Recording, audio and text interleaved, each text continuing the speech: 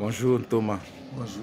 Oui, tu as la lobby Baoba ya Église ya Congo, le révérend Baouti. Sentiment et douleur ni nous en nakoka sangwana.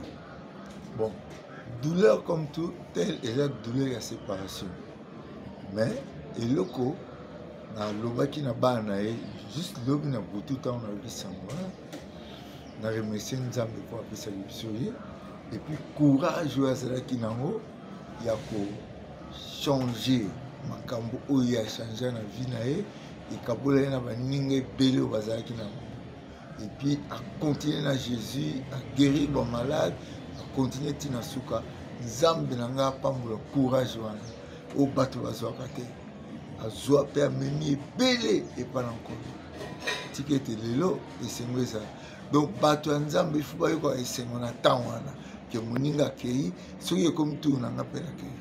Message nous pesa na église corps du Christ, puis particulièrement na église tabernacle au bande ko kamba na minutes oyo. Église wana, église corps du Christ, d'abord toyeba ke Yesu azoya. Yesu azoya basini nyonso esalami.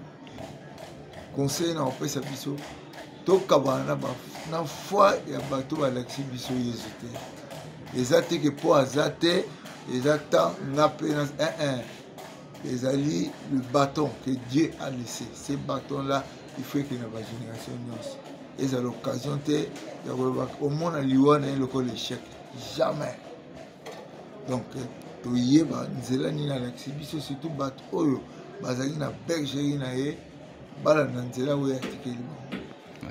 Bon église comme Christ, tozoa exemple, il y a beaucoup de Yesu, libanda Yesu. Au bandit, au soutien à Yesu. Merci.